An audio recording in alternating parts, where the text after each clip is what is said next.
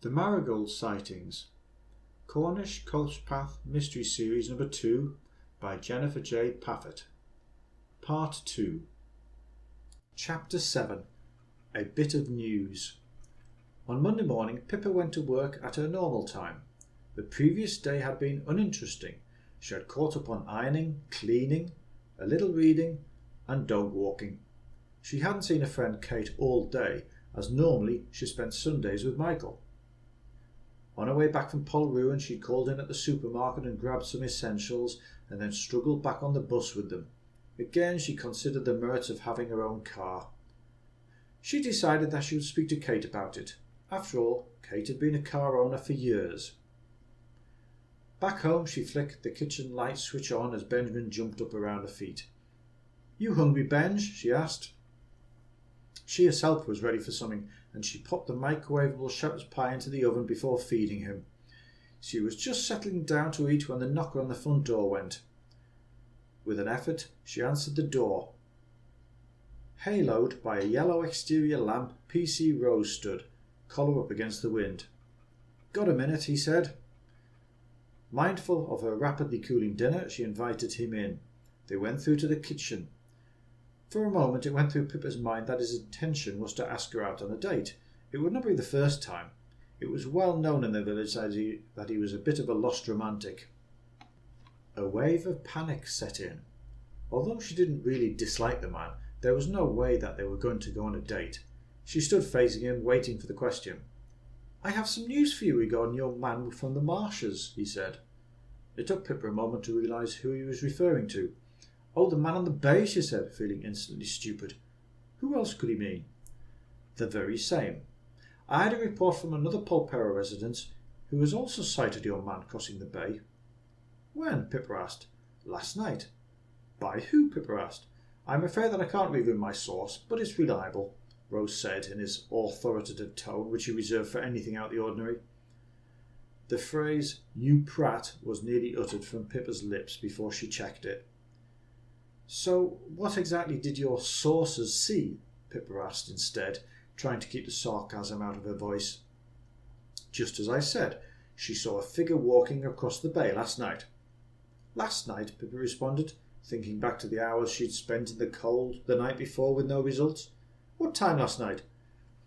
About 2 a.m. He was observed pretty much the same as you reported, heading from a far side of the bay to the launching slip, and then heading up into the village." "So who saw him?" Pippa asked once again. "Can't say. My source was situated on the western end of the village and got a good view of him. Definitely a man," she said. He tutted, realising that he had let the she slip. "And is your source reliable?" Pippa asked. Of course it is. The person is a member of the Polperro Neighbourhood Watch Scheme, and she runs a reputable guest house," he responded almost indignantly. "Did she say where the man was heading?" Pippa asked. The source saw him walk towards the base of Harbour View and then disappear from sight. From her upstairs window she gets a splendid view of the bay." "Harbour View?" Pippa repeated, more to herself. It had been one of the 2 streets she had identified on Friday morning when she had been down at the harbour. Pippa pictured the western end of the village. The only guest house with views of the bay in that part of the village was, surprisingly enough, Harbour View Guest House, which was owned by a woman called Caroline Chegwin. "Could Caroline describe the man?" Pippa asked quickly. She only vaguely knew the woman. "No," she said, "it was too—" He stopped and groaned inwardly. "Caroline?" he inquired, as if he misunderstood. "Caroline Chegwin, the owner of Harbour View Guest House. The only guest house on the western end of the village which overlooks the harbour," she said. He grimaced again. "OK," he said, "it was Caroline who reported it, but keep it under your hat." She smiled, pleased to have outwitted the officer. "So what have you done about it?" she asked. P.C. Rose blustered, muttering how difficult it was to follow these things up and how limited his resources were. "I see," said Pippa. Chapter 8. Bad Tidings. The torchlight skittered around ahead of them, its powerful beam making the mud's surface reflect and glisten. The 2 women were making their way slowly across the bay towards Crusoe's Island, as they now referred to it. Their pace was hampered by the sucking mud. They had waited for the tide to go out, and had more or less followed it as it has receded. Their plan was to get to the island early and lie in wait for the stranger. Earlier, Pippa had told Kate all about a discussion with P.C. Rose, and Kate had decided that they should do something themselves. When Kate had explained the plan, Pippa was all for it. She too was frustrated at the policeman's lack of action. Her only reservation was that the late nights were catching up on her. She was strictly an 8 hours a night girl. She trudged wearily across the mud. The constant fear of being sucked down into its darkness was the only thing that kept her so alert. The torch picked out the small clump of stunted trees ahead, and then the island came into view.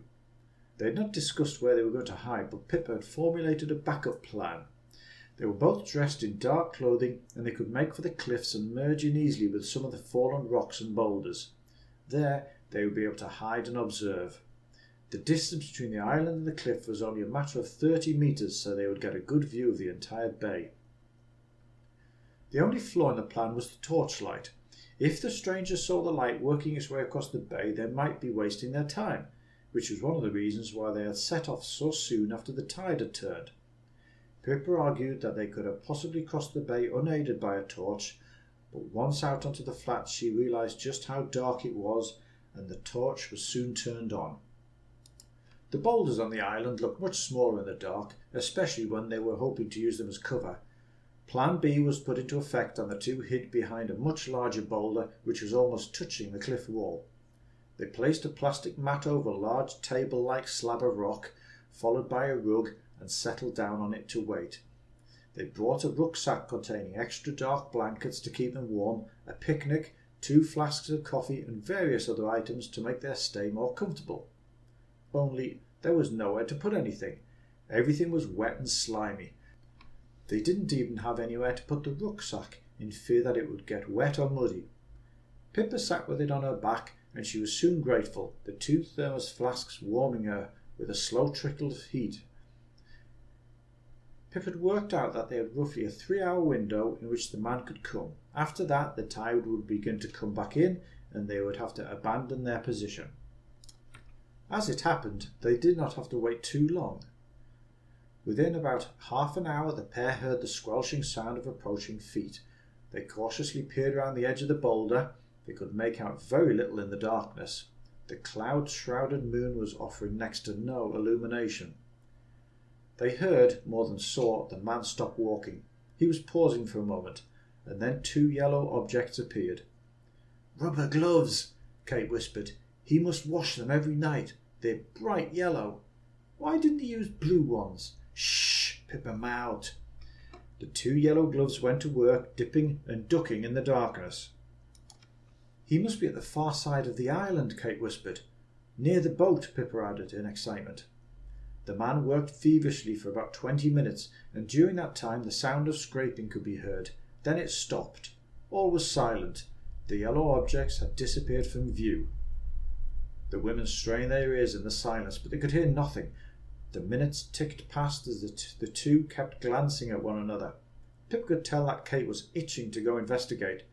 She was beginning to wonder if they may not have heard the man leave. She put a restraining hand on her friend's arm, and she was awarded seconds later as the yellow objects went to work once again. They worked for another 10 minutes or so, and the man could be heard walking away, the gloves swinging as he walked. They waited another 10 minutes, which seemed like an eternity. Kate went for a pocket as if she was going for the torch. Once again, Pippa stopped her.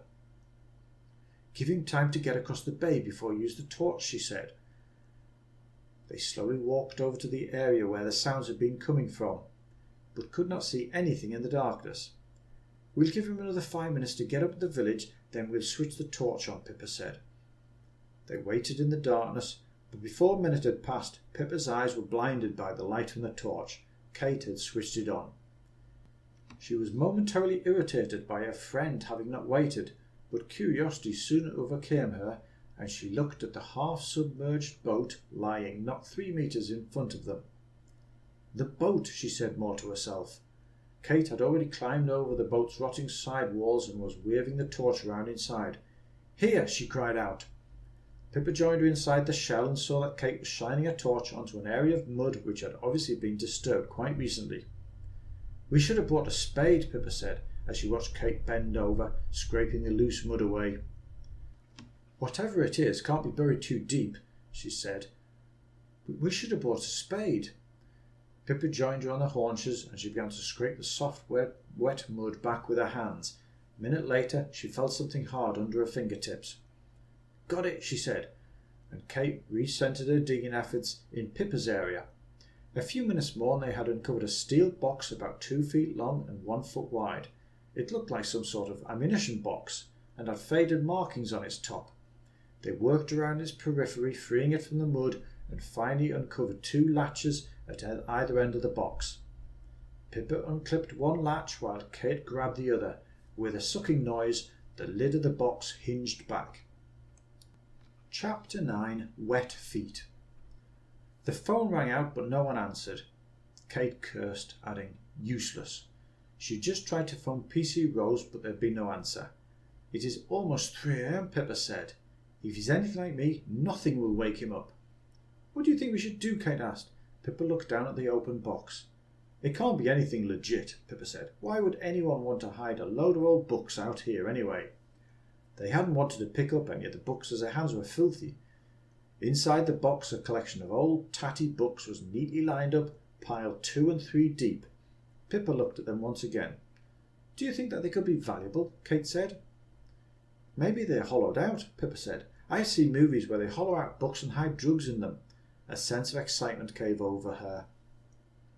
"I'm going to wash my hands in the sea and we'll soon find out," Kate said. She shone the torch in the distance to see how far the tide was out. "Where's the sea gone?" she asked, looking out across a featureless sea of rippled sand. "Here," Pippa said, her voice cutting through the night. Kate looked at where her friend was indicating. The water was lapping slowly towards them, only meters away. They both stood open-mouthed as Kate shone her torch in a full 360-degree arc. All around them was water. "Sugar," Pippa said softly. "Oops," Kate said at almost exactly the same time. She swung the torch towards the direction of the village. The tide line had passed them and was now 30 or so meters distant. "Quick," Pippa called, "let's get back to the shore." They quickly secured the box and set off splashing through the water, the excitement of their find forgotten about. Within 10 meters they knew that it was not going to be possible. The water was up to the top of their wellies and rising fast. They retreated back to the island rapidly. Chapter 10. A Thorny Rose. "Paul, this is Kate Collins. We're stuck on an island." Pippa could hear PC Rose blustering around in the background. He must have just woken up. They'd called him 4 times before they'd managed to raise him. Kate explained their situation to the policeman, who repeatedly asked for directions. At one point he even asked Kate if she'd been drinking. Pippa grinned in the darkness as her friend got more and more frustrated with the man. "It's a good job that we're not in danger," she muttered to herself as she waited out the conversation. She repeatedly heard Rose arguing about the existence of the island. Finally he rang off, promising to get some help. The pair sat down on a rock and waited. Had it not been so cold and the potential seriousness of the situation, they might have laughed. What an evening! Despite their best efforts, they were both covered almost completely in clinging, smelly mud, and all they had uncovered was a box of old books which looks like it had been there for years. "I'm going straight in the bath when I get home," Kate said. Followed rapidly by bed, Pippa added. Half an hour later they heard the sound of splashing and Kate turned the torch on to illuminate a rowing boat heading out past them in the bay. The pair shouted and waved as if the people on the boat could miss the powerful torch that Kate was pointing at them. The boat changed direction, and as it approached they could see a man at the bow of the boat standing up waving his arms at them. "Sit down, you fool," the second man called out. "You'll have us tipped over." The boat approached and Pippa could make out PC Rose, now sitting down at the bow of the boat, and a second man, Treve Baker, one of Polperro's only remaining fishermen. The boat nudged up to the small island and grated to a stop. "Well, what have we here?" Treve said, his grinning face illuminated by the torch. Pippa knew Treve well enough to greet in the street, but that was about it. She'd seen him in the pub occasionally, but had not had much to do with the man. "You ladies need rescuing," he said. "You do know that anything washed up on the Cornish coast is classed as trove and is the property of the finder. That includes maids in distress." "Never mind that, Treve, just get them aboard and we'll get home," PC Rose said, "although what the bloody hell they're doing out here in the first place is still a mystery to me." He grumbled along to himself, obviously not over impressed at being called out in the dead of night. Treve was exactly the opposite. It all seemed a bit of a lark to him. When Pippa and Kate were safely aboard the small boat, PC Rose climbed aboard himself. "Where are you going, Nosy?" Reeve asked. "I need you to push us off." "What? I'll get filthy," PC Rose said, scowling at the fisherman. "I've got my new trainers on. Can't one of these do it?" "Haven't these poor women been through enough already tonight? You just get yourself out and give us a shove. When the boat moves, jump in. You'll be all right. It's shingle underfoot." Grumbling again, PC Rose jumped out of the boat and gave the boat a great heave. It moved, but failed to float. "Give it some welly," Kate called out. "That's right, give it some welly," repeated Treve. Feeling the need to impress, the policeman gave the boat an almighty push, and it floated away from the bank at an alarming rate. He grabbed for the bow of the boat and sprang. Chapter 11. Filthy Behaviour. PC Rose was still smarting from the night before. It hadn't been the cold water or the mud that had upset him. It had been more to do with his loss of dignity. As he had pushed the boat away from the island, cursing the water soaking into his new trainers, he'd made an almighty leap for the boat and had missed. Illuminated by Kate's torch, it had happened as if in slow motion. His body had lunged forward, his leg came up and over the boat's gunwale, and he almost made the move stick. But he didn't. His hand lost grip of the boat and it slipped, and his groin made heavy contact with the boat as he let out an oomph. The last thing Pippa saw was him slowly sliding out of sight and into the cold water. It had all happened so fast that no one had been able to react until after the event. The boat continued to drift away from the island, revealing a PC Rose up to his waist in water, his knees sinking into the mud. It was at this juncture that Treve helped the situation greatly by inquiring if the officers' trainers had unfortunately got wet. The two women, or rather girls, giggled for all they were worth. "I'm not keen on this, mind you," he said for the third time. "I'm only doing it because I've got no backup." He hitched his waders up and checked his torch once again. "I'm not sure that you two should be coming either. This isn't something that civilians should be involved in. It could turn nasty." Pippa and Kate stood grinning at him. They had agreed to stake out the island and wait for the stranger to return. That is, if he had not been scared off with all the commotion the previous night. Tonight Pippa was more tired than previously, but refused to miss out on the adventure. Both she and Kate were itching to find out who the man was. They set off and walked quickly out to the island, Rose chattering on as if they were on some advance party of an expeditionary force. When they arrived at the island, Pippa pointed out their hiding place behind a rock. They took up their positions and waited. It was all the same as the night before, that is, except for PC Rose's incessant chatter. After the first 15 minutes, Pippa was convinced that he had some nervous oratory issue. He just could not stop talking. It ranged from his cold feet, through the size of the pieces of fish at the chip shop, to even less interesting topics. Kate had had enough. "Oh, will you just pipe down?" she cried finally. He seemed to take this as a hint to discuss with himself how little the public appreciated the service he was doing and what an asset he was to the community. Finally he fell silent, which was just as well, as not much later the sound of squelching could be heard approaching in the distance. "Got him," PC Rose whispered. "He's on Rosa's radar. Once a culprit's on Rosa's radar, he's as good as apprehended." He was about to expand on the point when he was simultaneously shushed by the other two. As with the previous night, the yellow objects came out and began their pirouette dance in the darkness. The moon was almost full and the sky clear, full of dark stars. Pippa edged around the boulder. She could just make out a hunched figure near the hulk of the boat. With a start, she realised that PC Rose had stood up beside her. Before she knew what was happening, his loud voice broke the silence. "Police!" Rose called out. "Just you hold it right there. I need to—" The man who had stopped what he was doing seemed to make an amazing recovery.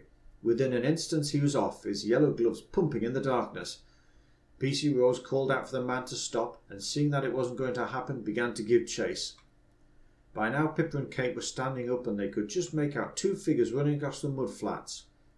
Rose's torch was creating an eerie display as it bounced and reflected around the bay.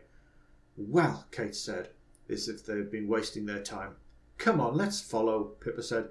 They began to follow, but then all of a sudden the two men became none, as P.C. Rose's torch was extinguished. The women increased their pace, following the trail marks in the mud.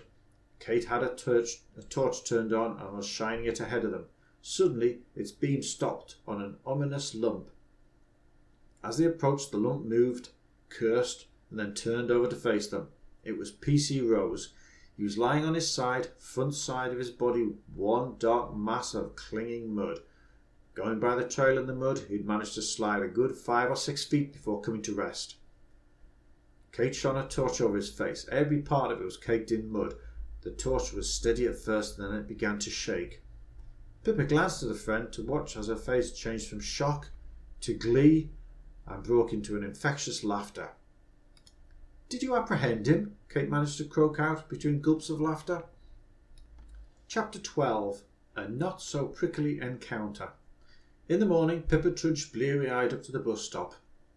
On her way past P.C. Rose's office, she popped her head in. The truth was that she was feeling slightly guilty about her behaviour the night before. Despite being such an irritation, the officer was only trying to do his job. He greeted her as if nothing had happened. On his desk lay an open duffel bag full of the books. She lifted one off the top. "Went out and got them this morning," he said. "Chief Baker took me back out." "What are you going to do with them?" she asked, flicking through the book. He shrugged his shoulders. "Dunno, can't actually say that there's been a crime committed." Rummaging around the bag, Pippa picked up a number of the books and examined them. They just looked like normal old books. Most of them were just dated novels, but there were one or two factual books, such as the book she currently held, which was about fly fishing. She returned to the bag and picked up another. "I'm sorry about she hesitated, the mud affair. Sometimes I'm still a little child." With a wave of his hand he dismissed it. "All in the line of duty," he said, partially returning to his usual pompous act. Then he grinned. "I would have loved if you'd fallen, though," he added. For a moment Pippa felt a strange sensation. She actually warmed to him, but then it was gone. She glanced at her watch once again. The bus would be arriving in less than 3 minutes, and she had about 4 minutes' walk to cover. She was just building up a rate of knots when a figure loomed in her path. It was Midge. "Morning, miss," he started, looking eager for a chat. Midge always seemed to have the time for a chat. Pippa was just about to make her excuses when a thought came to her.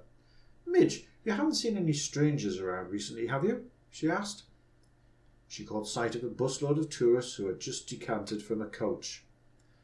"Of course not," she said, answering her own question. "What was I thinking?"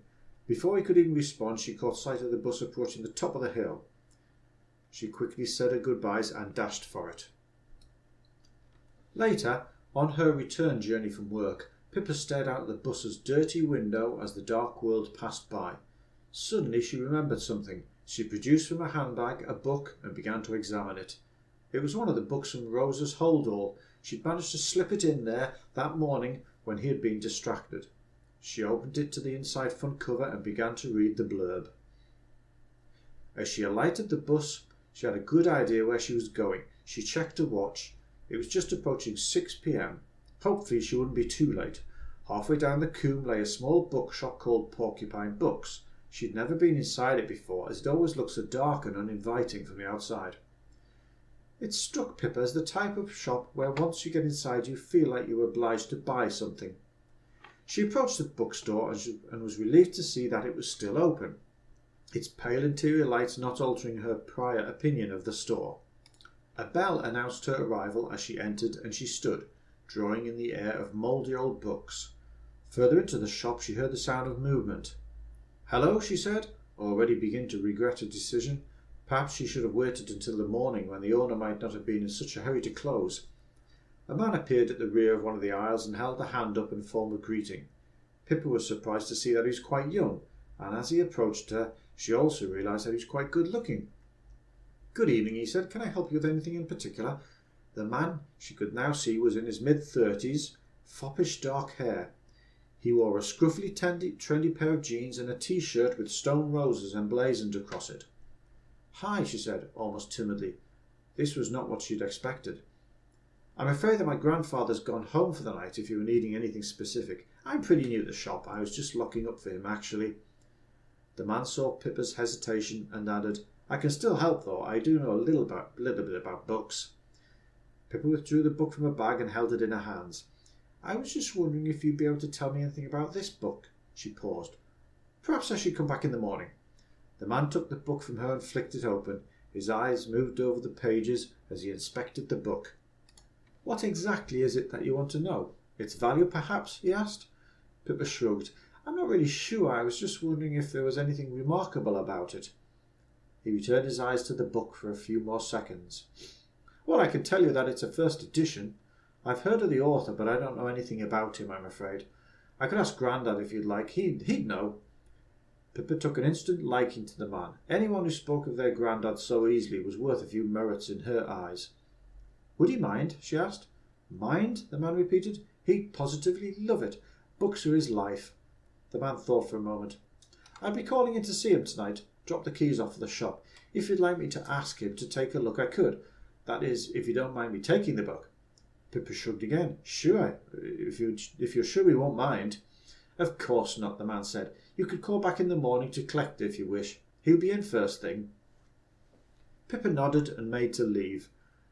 I'm Owen, by the way." He held out his hand. "Pippa," she said, giving it a quick, almost embarrassed shake.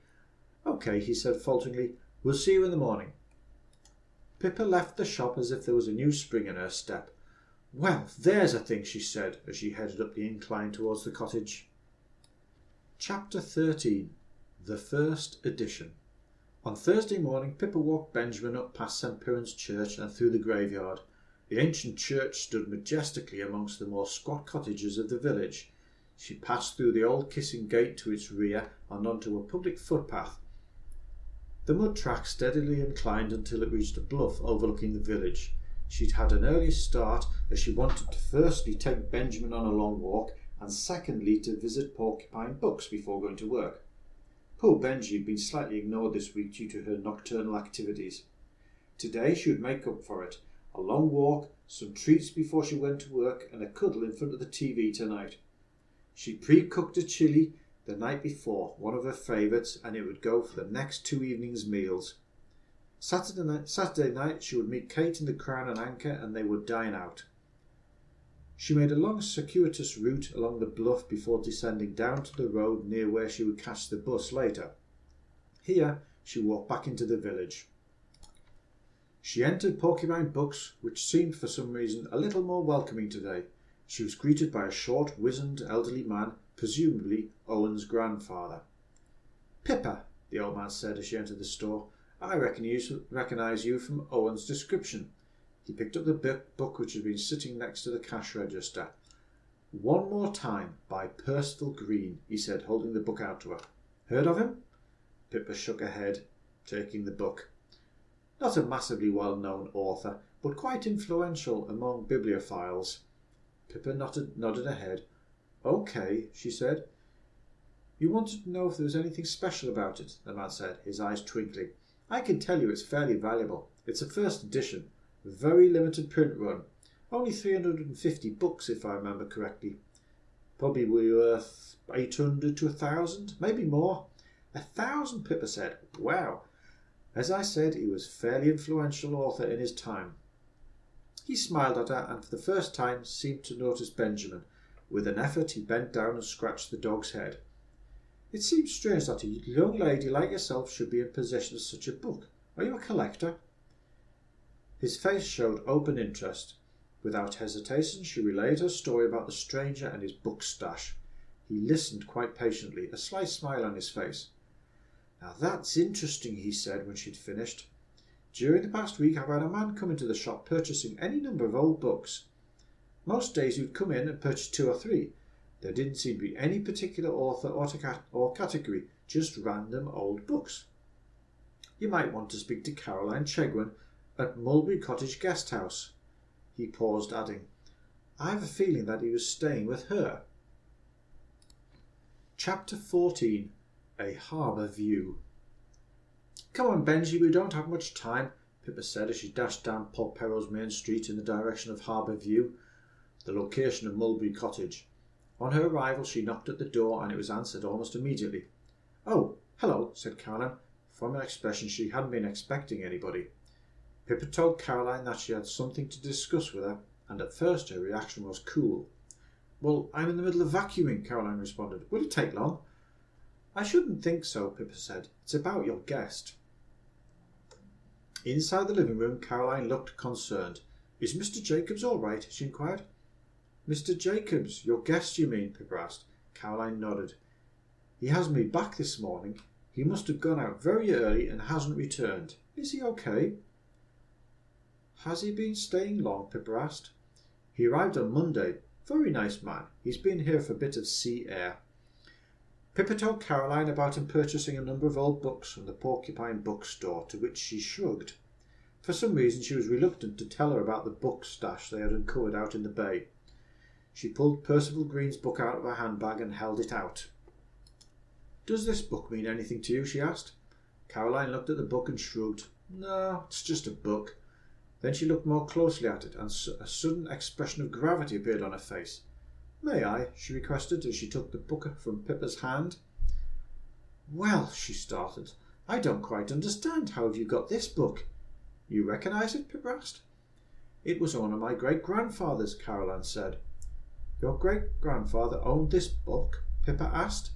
No, well, yes and no, Caroline said. My great-grandfather wrote this book. He was Percival Green. Pippa was stunned. How had the stranger managed to get hold of the book, and why had he buried it half out at sea? The woman's face was screwed up as if she was concentrating. Come with me, she said curtly. The pair walked up the stairs to the first floor and then further up to the second, where Caroline stood outside a closed door. She ran her fingers along the top of the door frame and produced a key. The key was placed into the lock and the door pushed open. Here, she announced as she walked into the room, is my grandfather's library. The room was clad on all four walls, filled with bookshelves. She indicated a section. All of these are his. They are all first editions, some even signed. She ran her fingers along a row of books, calling out a few of the titles, and then stopped. Wait a minute, she said. This isn't one of them. She pulled the book out, passed her eye further along the row, and pulled another one out, and then another. She turned to Pippa. Just where did you get that book from, Pippa? She asked. Chapter 15. The Final Chapter. Well, it looks like we'll never see him again, PC Rose announced, slightly too loudly. I reported it to Devon and Cornwall, and they forwarded the incident to Scotland Yard. Seems like this isn't the first time for this man. Of course he gave you a false name and address, Mrs. Chegwin. They were standing in Mulberry Cottage's living room the following morning, the hold all of books sitting on the floor. Scotland Yard know the man and have been after him for other robberies. He seems to specialise in stealing first edition books, probably a dealer. The Yard may even send a man down to interview you. Caroline looked a little uncertain. Don't worry, Rose said. I'll come and sit in with you if it happens. There's nothing more reassuring than have a community police officer on your side when... So, interrupted Pippa. She could see that PC Rose was beginning to ramble. This man was stealing first edition books from Caroline's library and replacing them with other valueless, old-looking books. Rose nodded. But why was he hiding them out there in the box? She said, pointing out the bay through the window. The Yard said that he would probably come back and collect them in a few months. Why then? Why not just take them now? Caroline asked. It lowered the risk, Rose said. It meant that if the missing books had been reported to the police, then he was in the clear because he didn't have them. Who would have ever found them out there in that box? Once the fuss had all died down, he could have returned to collect them, secure in the knowledge that they would be safe and dry indefinitely in that box. A thought came to Pippa. So what was with the gloves? She asked. PC Rose grinned and tapped his nose. All part of my expert investigations, he said. She was about to contradict him when he continued. He took several books out each night, well, most nights anyway, but he needed to keep his hands clean to transfer the books into the box. So he'd uncover the box wearing the gloves, getting them filthy in the process. Then he would put the gloves back on to cover the box up once again. He then returned across the bay still wearing them and washed them when he got back here. "Well, I'm blowed," exclaimed Caroline, "and from right beneath my nose." "That was some detective work, P.C. Rose," Pippa said, and before he could respond added, "Come on, Benji, we should be getting on." The end.